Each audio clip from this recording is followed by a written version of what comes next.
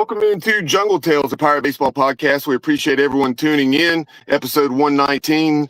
This evening, we're joined by former East Carolina player and Pirate coach, and that is, of course, Nick Schnabel. Nick, we appreciate your time this evening. How are you? I'm doing great. I appreciate you having me on. Thank you. Absolutely. A lot of fond memories of your ECU career there back in the late 90s and 2000 under Coach Keith LeClaire. But let's just start right there. We were talking off the air. Of course, we had that California connection. So tell us a little about growing up there in California. And then, of course, not only yourself, but Eric Bakich, who you've been coaching with for the last decade and a half at Michigan and Clemson. And then also James Molinari. You made your way to Greenville, North Carolina from California. Yeah, we sure did. I mean, growing up, I played football and basketball, but baseball for me personally was just, that's what I would do. Go outside, throw the ball off the wall for hours. That was just something that really clicked with me. Being able to go to East Carolina from California with Eric and James, all of us junior college players, all of us in a different part of the country. That was really cool to experience that with them. And then obviously our 2 years at East Carolina were just tremendous. So I was going to ask real quick, how does guys from California hear about East Carolina or get recruited from California to an eastern part of North Carolina? And how was that a big cultural change for you? Oh, it certainly was. Yeah. And as a junior college player, I was a decent player, undersized, not really any tools other than maybe defense, probably a tick below average runner, below average arm, no power. But Coach Mazey, and give him credit, he recruited a lot of guys in that class, but I think he had seen me at the sophomore all-star game my sophomore year, and just kind of kept my name just in case they needed it, which is smart. It's good recruiting. And I didn't commit to East Carolina till late June. So we're starting school in August. That's late. That's like 11th hour late. And so, but certainly fortunate that they took me on and added me. Yeah, I think commitment back in the day was a lot early or a lot later than it is now. I remember going through the same thing. Being late June, even almost into July, so I still was not settled. So, yeah, it's a lot different now. And I know that you're experienced that when it comes to recruiting, et cetera, as a coach. But I'm going to let Bubba keep with the program before I go into that later in the program. Excuse me. No, you're good. That's actually where I was headed, just for Nick to elaborate on that recruitment with Coach Mazey. Obviously, Coach LeClaire had been hired in the summer of '97 after a very successful stint on the whole for Gary Overton. But the program had dipped a bit, and then Coach LeClaire came in after an unbelievable several seasons at his alma mater there at Western Carolina. But he really felt like East Carolina in the program that the Pirates have and the history had an untapped potential. And we certainly saw why he believed that with his remarkable record over 5 seasons. So just talk about Coach LeClaire and, in addition to Coach Mazey and just how they sold you on their vision. Yeah, so I was actually playing summer ball in Iowa, and I had fouled the pitch off my foot and broke my ankle. So I missed like the last 3 weeks of my sophomore year. But I was out in Iowa, and I got a call from East Carolina, Randy Mazey. And he told me about East Carolina, said he was going to follow up a couple of days later with another call. When he called again, he offered, and I committed on the spot. No visit, no nothing. I said, I'm in. He had sent me the media guide from the previous year, which was Coach LeClaire's first year. And I think they finished 31-30 that year. But when I read his bio, all he had done was win at Western. They were 1 game away from Omaha, for crying out loud. So I read that and I said, I got 2 years left. Like, I want to win. And so second call, committed, best decision I ever made up to that point in my life, obviously. And then getting there and playing for Coach LeClaire, changed my life. It really did. And not just Coach LeClaire, but think of the other assistant coaches I got to play for. It was Tommy Eason. It was Kevin McMullen. It was Todd Raleigh, who went off to be the head coach at Tennessee at one point. It was George Whitfield, Hall of Famer. So like I feel so incredibly lucky to have that opportunity and be around those men, because they certainly shaped me. Yeah, and you mentioned George Whitfield, and wow, what a name you brought up. Didn't even think about that when we were talking about the show. Just the what he brought to the game in Eastern North Carolina, all over really, but he shows up at the World Series. But what a name you brought up there with George. The first thing I think of when I think of, or comes to my mind when I think of Coach Witt, is just passion, right? He's passionate. He's passionate about the game. He's passionate about people that he cares for. I got off the phone with him just a couple of weeks ago. He called me.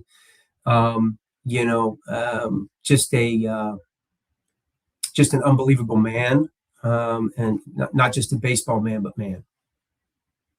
Yeah, like Will said, every year at Omaha over the last decade or maybe longer, it's funny seeing East Carolina fans on social media like, who's that guy behind the plate wearing the ECU hat? And I was like, well, that's Coach Whitfield.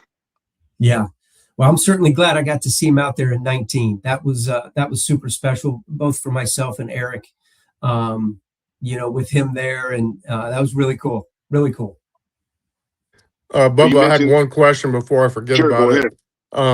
Talking about coaching, what was it like to coach at Michigan when it came to the weather standpoint and the early start in the season? How do you overcome the Southern teams having a lot more time to be out in the outdoors? First off, I don't know how we did it for 10 years because it's freaking cold, man. I mean, it is miserably cold. But to answer that, you kind of embrace it and you kind of just flip it, right? And you use it as an advantage that we're going to be a little bit tougher. And when teams come in to play us and it is cold in March or it's snowing in May, which it did, that's going to give us the upper hand. And as you know, when a team feels like they have an advantage or an upper hand with something, I think that's why we were so good at East Carolina for Coach LeClaire, because we had this superpower with him that we thought we were like the toughest team in the country. Now, I don't know if we were or not, but we believed it, right? And so same thing with the weather. You just kind of embrace it and kind of flip it the other way and say, no, this is awesome. Now, when we got in the coach's locker room, we were like, what are we doing? This is too cold. But in front of the players, it was on. Yeah, and you mentioned that mindset of thinking about Omaha. I think that when Coach LeClaire came there, that kind of changed things. We were always going to regionals, it seemed like, but once he got there, it seemed like there was a different mindset. This was our goal, and the whole program, that's what they wanted. Yeah, there's no question about it. He made you truly believe that you could do it. Again, part of his superpower. He got 35, 40 guys, whatever it was on that team, just to, that circle starts out here. And then as the season goes, it gets tighter and tighter and tighter to a point where you think you're unbreakable. And we came up short. But that mentality, when you have that over and over again, good things are going to happen. And you can see that with Coach Godwin and his staff. And they've been so close. But that mentality is what fuels it.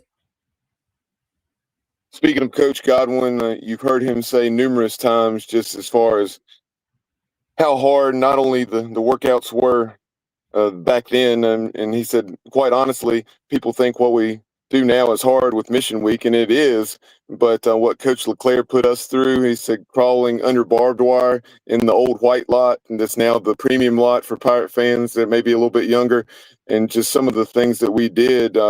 If you would, like you said, you were late coming on board there in late June of, I guess, 98 or 99, excuse me. So with your arrival there that fall, give us a glimpse behind the scenes with what Coach Godwin's told Pirate Nation on numerous occasions. It's all true. It was brutal. It was really hard. Now, I was coming from junior college where it was a little bit different. We played a lot in junior college. So you'd play 40 games in the fall and like 40 games in the spring. So from a feel and ability standpoint, you gain some things. We didn't do so much of the mental toughness training or the working out. The weight room was pretty new to me when I got to East Carolina. And certainly the mental toughness training was too, but it's all true. And, the thing about it is that, when you're going through it, it sucks, right? You go to bed on Tuesday night knowing that you got something at 6 a.m. and, it's one of those you can't sleep because you're just thinking about it. And then, but that's the stuff we talk about now. What is that, 26, 27 years later? Those are the things we talk about.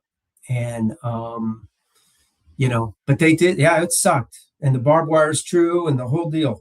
It was bad.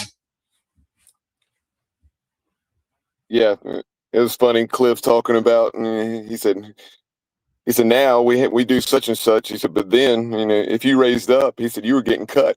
He said, literally. Yeah. Yeah, no, it was on. I mean, you had to bring it too. And it seemed like it was every day. You know what I mean? So, yeah, but it made us tough. I can tell you that. But in 99 and 2000, those two seasons, you talked about only having 2 years left. Man, those victories certainly came. As you mentioned, the program was around 500 in Coach LeClaire's first season, 30 or 31 wins. And then 99 and 2000 had the opportunity to be number one seeds at LSU and Louisiana. And, unfortunately didn't have the chance to host at a Fleming Stadium like the 2001 team did. But what are your memories of those two seasons? And, unfortunately, after winning those first two games down in Baton Rouge, you had Travis Thompson out with maybe a torn bicep or TJ or something. Yeah, I look back on those years very fondly. I was able to play with some unbelievable teammates. I mean, you got major league managers, you got head coaches of Division One, and I mean, just tremendous players, tremendous people. That's the first thing I think of. It's a shame we couldn't host, especially in '99. I thought we were a little bit better team in '99. I think we overachieved in 2000 because we were tough. We did have the nation save leader in Corey Scott, who was locked down. But yeah, the LSU thing hurt. It hurt because we won the winners bracket game, and then we were up 9-2, I think, in the sixth inning to go to a super, and we couldn't hold it down. And I was out. I got hit in the hand and broke my finger the very first game against Southern, and couldn't play. And so that was a really frustrating deal. My senior year in 2000, Louisiana Lafayette was a better team than us, and they proved it. They won that regional, went on the road to South Carolina and beat them to go to Omaha. And they were playing well, and they beat us fair and square. But I look back on those 2 years very fondly. And some of my best friends, in life were on that team. What are some of your top memories? Obviously, I'm kind of putting you on the spot here, but and maybe a certain game, or in addition to obviously the Baton Rouge regional that you just referenced fairly specifically. Yeah, 99 no hitting NC State. I mean, who doesn't like beating NC State and then no hit them, right? Foy Minton was a pitcher in that one, and that was certainly I think it was on. I'm not mistaken, it was on Valentine's Day, 1999 in Charleston. It was in a tournament. That certainly stands out, and then. Winning the conference championship, the tournament championships both years certainly stand out. Those celebratory moments with your teammates. Beat Old Dominion, I think, in '99. Beat them. It was like a football score, right? It was like 21-13, and then over there in Manteo, we beat VCU. We walked them off. I actually scored the winning run. John Williamson knocked me in and won like 5-4 walk off. So. Those are pretty etched in my memory. Since you referenced that VCU game in Manteo specifically, I definitely recall watching that. I guess it was on Home Team Sports. It would have been at the time, and And I just recall VCU had some players. I don't recall the guys' names. Doesn't really matter, but they had at least one or a few players that were really running their mouths in that game, and that stands out to me.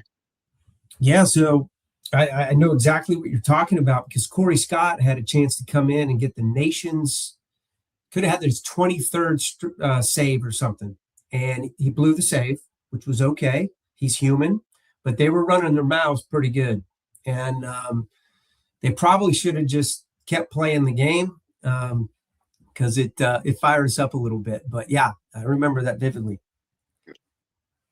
And also, I think the previous season that against ODU was at Granger, correct? It was. Yep. Yeah. Yep.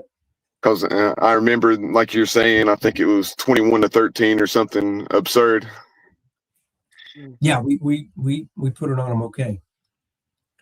But just seeing the success of the program, after your time was done, went on to have in 2001 and 47-13. The CAA wouldn't allow us to play for the conference championship that year since we were moving on to Conference USA. And like you said, as it's been the case on several occasions, a near miss against Tennessee. They are in Kinston, and of course, at that time, I guess you were in the Expos organization. Yeah, I followed it though. Those are my best friends, and in fact, I was with Chad Tracy last Friday. Me and my son drove up there, and he lives about 2.5 hours away, and actually hit in his cage, which was awesome. But that came up, the Tennessee Super. It always does, and yeah, I felt for him because I think they may have been leading like going into the ninth, and both of them, something like that, and. It's a tough game. It's you need to catch some breaks along the way because it's a tough game and it'll rip your heart out. Yeah, and Bubba, I'm sorry, Bubba brought up the Expo. Yep, Bubba's bringing up the Expos right now, so I'm trying to get like the time frame. I know Randy Johnson was in there. So what were some of the spring training players or coaches that you would see when you were in spring training? Yeah, Randy Johnson was gone. It was so Grady Sizemore was in my draft class. And then, the Cliff Lee, the Brandon Phillips were teammates in Harrisburg. It was a really good minor league organization. They did a really good job with scouting and player development. Scouting other than drafting me, but the other ones were really good. And their player development was really good at the time. But I think those were the big names, when I was there, would have been your Brandon Phillips, Cliff Lee. Yeah, and exactly what you said. They've always done well. Back in those days, it seemed like they had talent, and maybe not supported at the big league level. But speaking of another Expo, somebody that probably is, plastered all over the place down at Clemson is Brian Barnes. Do you know him, and how big of a deal is he in Clemson? I don't know him personally, but yes, he is a big deal. His career speaks for itself, but I don't know him personally, but when that name comes up, you certainly know it. Yeah, he came out of Eastern North Carolina, and obviously he went to Clemson, next level stuff. He's still the all-time leader in strikeouts in the ACC at this point. So, yeah, incredible player. It was kind of more in my time, a little bit before yours, but just want to know, what you had seen down there. Yeah, no, he's a big deal, that's for sure. And Clemson's had some good ones, but he's obviously right up there. Coach, before we move on and talk about your coaching career, if you would, tell us what specifically, and Coach LeClair and his impact on you, in addition to the team as a whole. And it's pretty well documented in Coaching Third and in other sources. But and also, did Coach LeClair and playing for him really inspire you to go into coaching, or is that something you're already kind of set on? Yeah, I always knew I wanted to coach. I think what he did and the other coaches that I had around me just reinforced it. Yeah, that's exactly. I wanted to have an impact on young men like he did on me, and not just as a player, but as a person. And yeah, for sure. I always knew I wanted to do it, but it just like stamped it, right? It confirmed it. It's like, yep, that's it. That's what I want. And so we were all, so fortunate to have our time with him. So going back to the summer of 2001, after that super regional, unfortunately the news broke. Coach LeClair stayed one more season, coaching from the dugout, and it had another stellar year. Found a way to win the conference tournament, and went down to Clemson as a number 2 seed, won over 40 games. Yeah. But just when you heard that news, I can only imagine you probably recall exactly where you were and the flood of emotions and everything that ensued. Coach LeClair, of course, lived 5 more years, but just the impact he made after his diagnosis. Yeah. So I was actually in New York. I was playing in the Penn League at the time in the summer of 01, and talking to one of my former teammates, and kind of got the news, and I'll never forget it. I was in the hotel room in upstate New York, and I just couldn't believe it.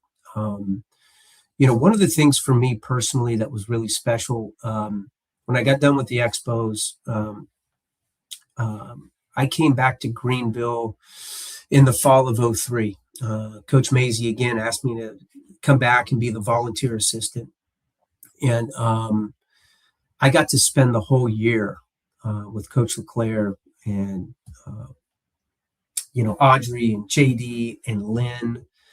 And so a lot of nights I would go over there, and, he was on the eye gaze machine at the time, but we would have these conversations and, help put him to bed some nights. And I had a whole year of that. And I look back on that, and boy, how lucky was I to have that year with him and his family. And some really good moments. He never lost his sense of humor. It was really cool. Yeah, that's really neat. And so you mentioned Coach Mazey and that connection from him having recruited you. He brings you back, and then you had the opportunity to be a part of the winningest team in East Carolina history, winning 51 games and playing in a super regional, and lost, I think, 5-3 and 4-2 or something like that down in Columbia to the Gamecocks. Yep. Close games. Yeah, that was, for a first year coach, I was thinking, boy, this is easy. It's obviously not, but that was such a tremendous team. And, at the time I was the volunteer assistant. And so I had to wear a bunch of hats. At that time I was doing travel, the hotels, flights, meal money, coaching the infielders, helping Coach Osborne with the hitters. So there was a lot going on for me, especially as a first year head coach. But boy, how awesome was that to be a part of that group. They took us, those kids took us on a magical ride. And I thought for sure we were going to Omaha. I didn't care who we were playing, where it was, in a parking lot. It didn't matter. That group was going to find a way. And obviously it didn't happen, but a very special group to be a part of. Yeah, that team could obviously they could pitch it well too. Very well-rounded team, but man, that team can mash the baseball. I mean, Ryan Jones, Ryan Norwood, etc.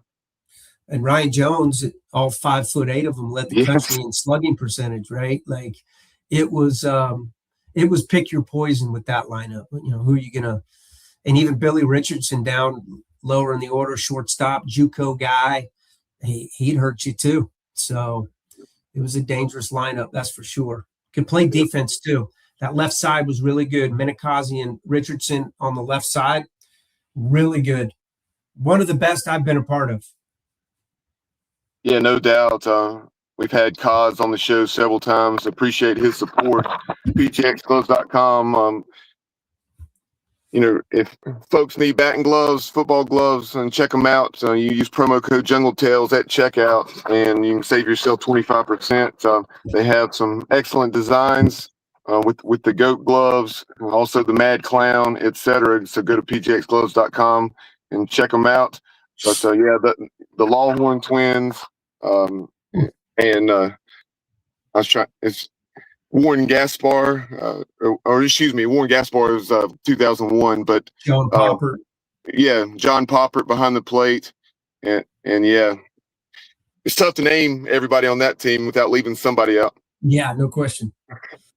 But after that 2004 season, you went down to Chipola, and so if you would kind of elaborate on that, and then from there, you had several different stops: Army, Liberty, back to East Carolina, like we may have mentioned early on, and of course, nearly 15 years between Michigan and Clemson with Eric Backett, your teammate. Yeah, went down to Chipola, and that was a great opportunity for a young coach. Wore a lot of hats. I was cutting the grass. I was doing laundry. Finally got to recruit, and I still talk to Coach Johnson today, the head coach at Chipola.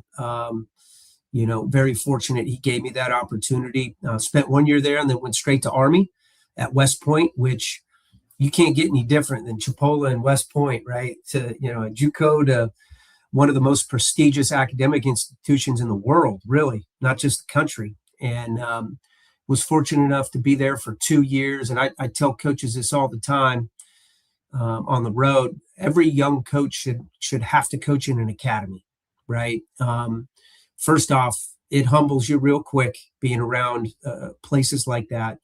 And then from the business side of it, recruiting, right? You get a lot of no's. You just do.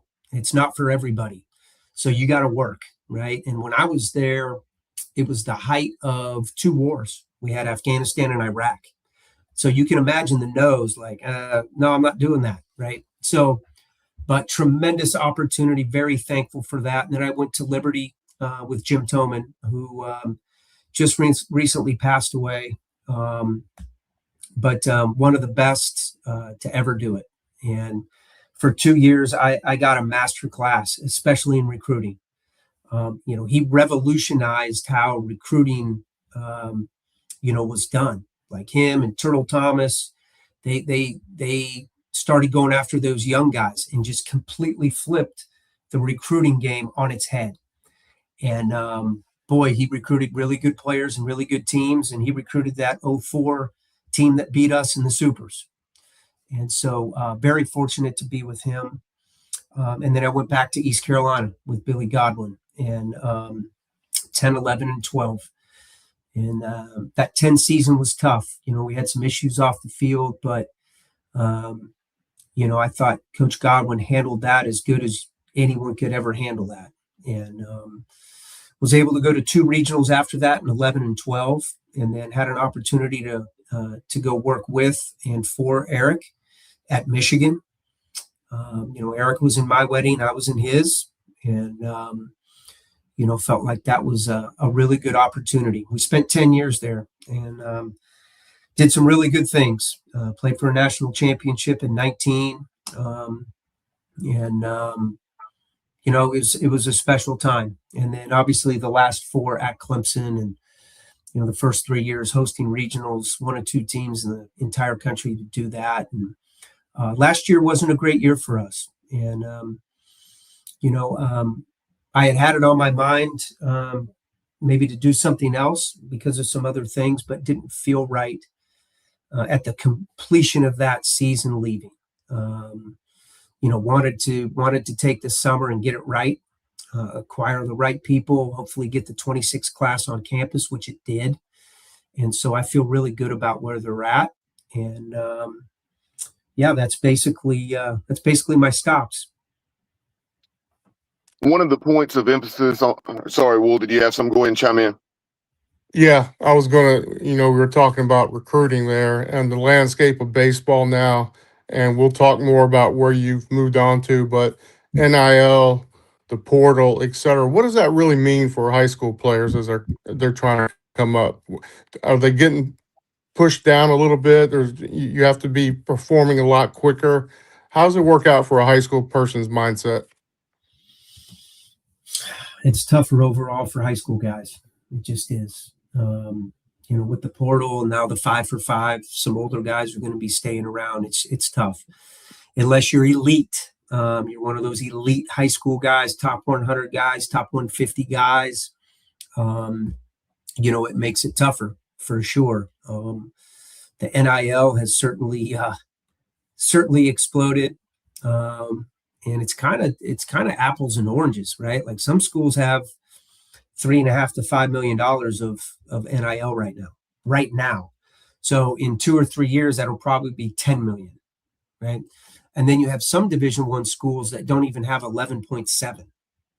So it's like what are we even talking about? So it's all very interesting. But to answer your question, yes, it does hurt the high school kid a little bit. Yeah. And as a coach looking, for recruits, is it the focus has to be, a lot of guys that have done it at the JUCO level, a couple of years at the college level, and like you said, those elite players in high school. So that is like harder to do, it seems like, based on what the recruiting style was in the past. Yeah, for sure. And then it comes down to individual programs too, because everybody's different. You have some programs that, 85% of their roster will be transfers every year, right? And then you have some programs that have a nice mix of incoming high school kids and then the kids that they bring in. And that's kind of where I think, I think is the sweet spot. At least for me, if I was still coaching, that's what would be the sweet spot. You bring in your high school guys, you develop them, and then you add pieces to that, right? But it does depend on the program and what their philosophy is. A moment ago, you referenced the new 5-for-5. A lot of coaches, be it football or baseball, they said they didn't think it was going to pass, and then they were pretty happy that it did. And you already said a little of what you think as far as some of the impact that it will have, but can you expand on that? And of course, down through the years, especially if a guy wasn't an older guy, and you had to get to that junior year, not your, 21st birthday. Can you elaborate as far as the impact that this will have as far as leverage and the draft? Yeah, it'll be interesting moving forward. I don't know. In some cases, yes, you'll have another year of leverage, especially if you were younger for your class, right? And we actually had a kid at Clemson like that this year that returned because he was young. So yes, that will have an impact. And then just the overall, it's going to stay older, right? With the 5-for-5, especially with the draft shrinking. A lot of those older guys that may have went in the 26th round or 25th round, well, now they're coming back to school. They're not gone. So what's that do to the guy coming in? Well, it pushes him down a little bit in some instances. So, yeah, it's going to be it'll be very interesting how it shakes down moving forward. So we'll just and then the draft too. What are they going to do with that? Are they going to drop it to 10 rounds? There was talk of no 27 draft. I don't think that's going to be the case, but we just don't know. Yeah, and those guys from that 12 to 18 round, when they get picked, a lot of high school guys at that point, and people trying to negotiate. Mm-hmm. I have Denton Lord. He was drafted. Big arm, making more money going to Mississippi State, right? So That's a good example. Yeah, boy, he's got a lightning bolt for an arm. I tried to get him on a visit last year. He didn't come. Yeah, well, his dad went to Florida State, and some things didn't work out there, or his not his dad, his uncle, but he ended up going to Mississippi State or committing, and then he got drafted, and that decision had to come. So I'm sure he got more money going down to down to Starkville. Right. Yeah. And that's just trying to make the point here that these guys have more opportunity in college now than they did before. Oh, no question. Yeah, no question. And these college guys at a lot of these programs get treated like big leaguers. And you go in the minor leagues, you're riding a bus for 13 hours, you're in bad locker rooms, the whole deal. Now you're playing pro ball, but you got to really want to do it. And so you're right, you're going to see a lot more guys coming back and being able to be taken care of financially and in really good spots. Coach, from all your years of being in the business, and now obviously you'd leave out names, but any great stories that come to mind from the recruiting trail, and whether it's recently, I mean, in the last few years with the NIL and now getting to 34 scholarships for some programs, at least the ones that are the most serious about it, to go with that substantial rev share NIL money that you already referenced? I mean, nothing crazy. No real crazy recruiting stories. I don't think off the top of my head. Going back to that time at Michigan, we'll reference the climate aspect of things, but I remember a real point of emphasis for the ESPN broadcast was just the way you guys had gone about assembling the roster, a great amount of diversity, and just from the standpoint of maybe guys that didn't have the strongest of baseball backgrounds, it seems like, but that were tremendous athletes and so on and so forth. So if you would elaborate a little bit about that roster composition for the title series theme. Yeah, and that was kind of what we wanted. We wanted a blend of speed and power, right? And we wanted athletes, okay, guys that could shrink the field defensively and then can do multiple things offensively. And obviously in Detroit, we were in inner city Chicago. I mean, we went anywhere and everywhere. I mean, it was Michigan, right? So like there's a lot to sell there from an education standpoint. We felt like, getting guys from that Wisconsin, Illinois, Michigan area was really important. They understood the climate. Now we did sprinkle in some California kids and we did sprinkle in some Northeast kids, right? But that core was Midwest, power speed combo athletes. And that was a special group. We had some good teams at Michigan now. 22, we should have been in a super. 17, we lost in the regional, but that was a super regional caliber club. Lost down at Chapel Hill. But we had some good teams and some really good players. And it's funny because me and Coach Bakich, we went to about 3 or 4 weddings last fall of those guys, and we got some more coming up this fall. So it's awesome in that regard. Speaking of Coach Bakich, that's one of the things that was very cool through the years. Obviously you wanted to be in the tournament yourself. That goes without saying. But when you unfortunately were not in it, you and Eric came to Clark LeClaire, or there was a season in 2017 when the Pirates weren't in it, and I believe Cliff was the year in Chapel Hill, correct? Yeah. So just the way you guys supported one another. Oh yeah, for sure. That was in 22. We had just lost in the Louisville regional. We got hosed on a call. Anyway, we got back, and I was down in Lake Point recruiting down in Georgia, and Eric was down there too. And I think it was after game 2. And Cliff calls me. I'm watching the game. He goes, "Hey man, what are you doing?" I said, "I'm sitting here watching the game. It was a tough one. You guys are going to be fine. You got them tomorrow." He said, "Get to Greenville, man." I said, "Done."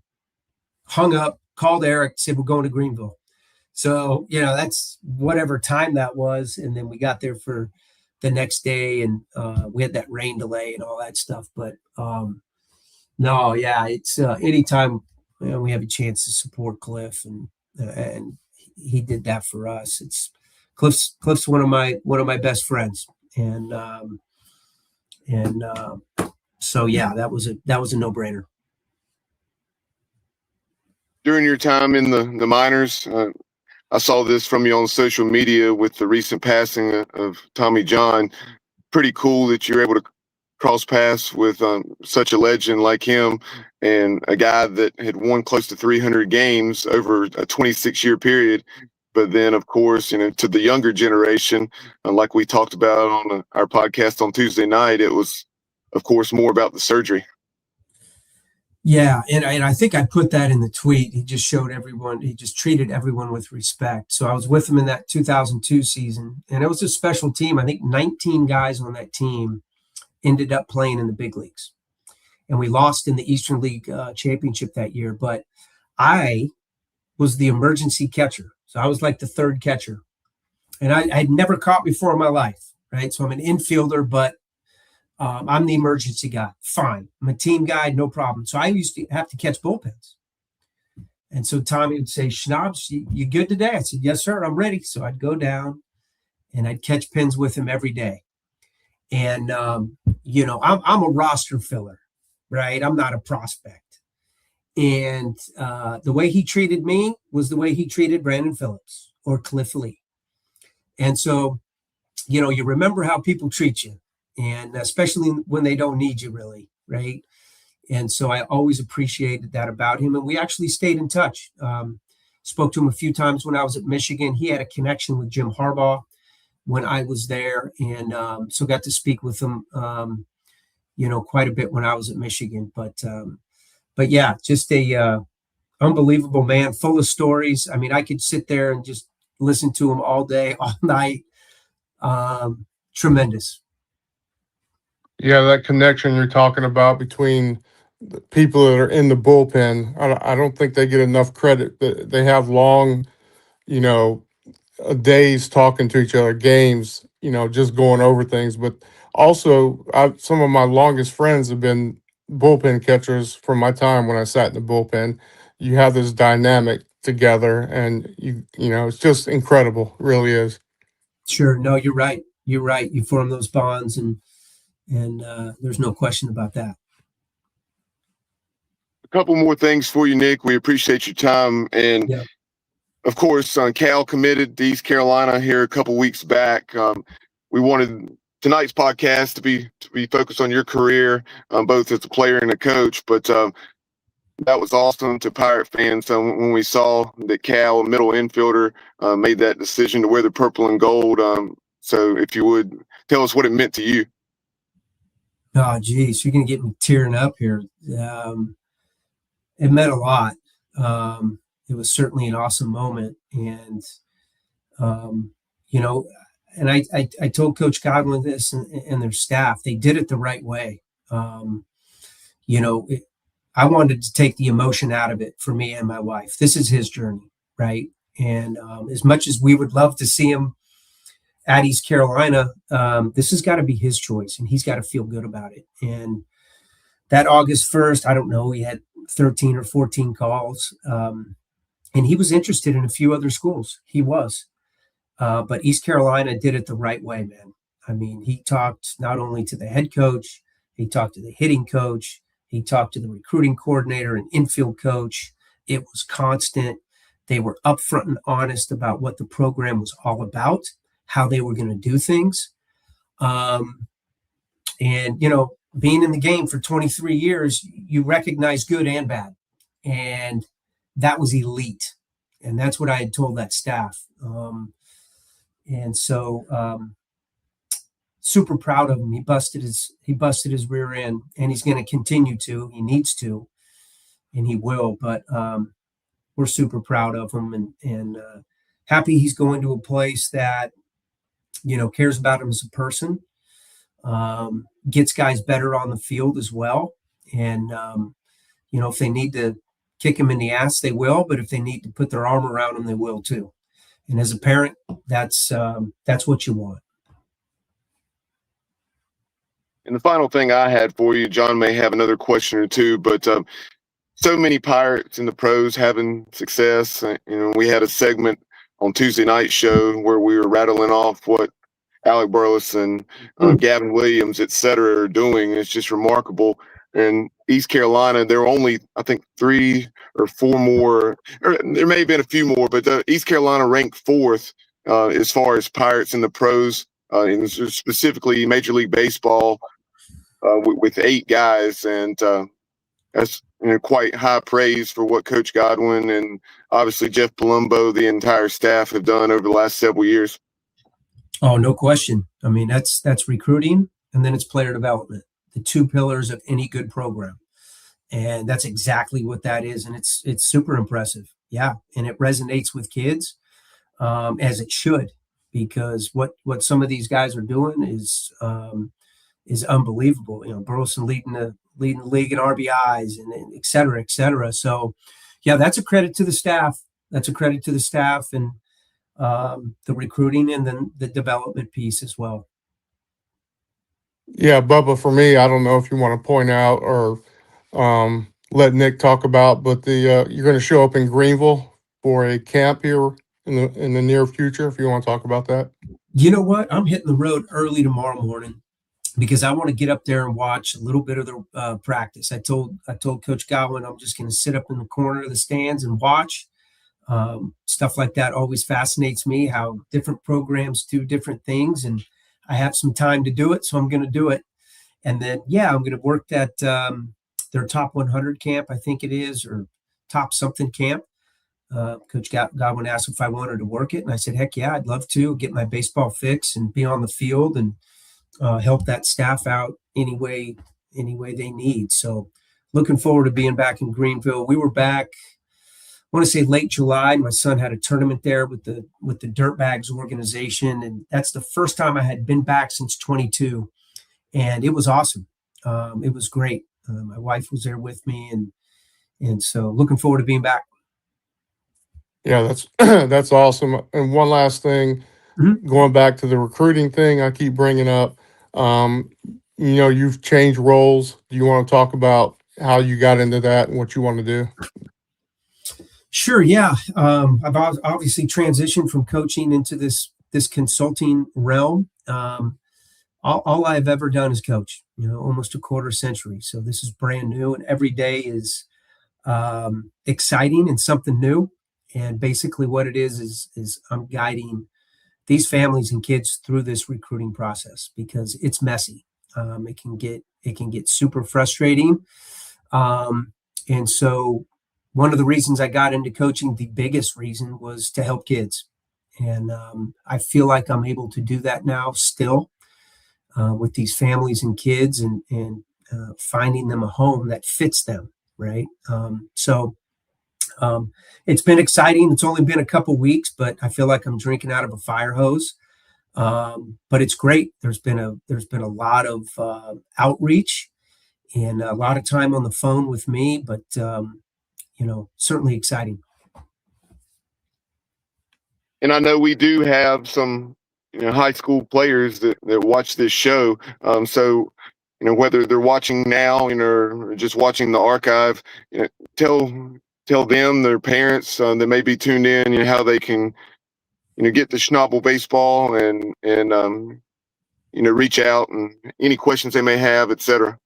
Yeah, schnabelbaseball.com, pretty simple. But everybody's in a different spot when it comes to the recruiting process. Every family is. And so what I've tried to do is really tailor it to wherever you're at. And it may be a situation where you contact me and I say, you know what, we're not in a good spot to do anything right now. Let's touch base in 4 months or 6 months or whatever. But I'm always going to do what I think I would do for my own kid, just going through it with him. And but yeah, schnabelbaseball.com, and I'm here to help because it can get absolutely out of control to where, and like my wife said it. My wife said August 1st, thank God you were here, Nick. We wouldn't know what is going on. And she's right. It's like you don't know what you don't know, and that's okay. So anyway, that's what I got. Sounds good. Really appreciate 45 minutes of your time. And down the road, we'd love to have you back on the show sometime. Oh, I'd love it, guys. Thank you. Thanks again for having me, and appreciate everything you guys do for Pirate Baseball. So thank you. Pirate Nation, that is former East Carolina middle infielder Nick Schnabel. We appreciate his time. I'm looking forward to Cal wearing the purple and gold in the years to come. And Pirate Nation, if If you have not already subscribed or followed us on social media at General Tales Pod on X, as well as YouTube and Instagram. You can also hear the show on Spotify in its podcast form. But we'll talk to you soon. And as always, go Pirates.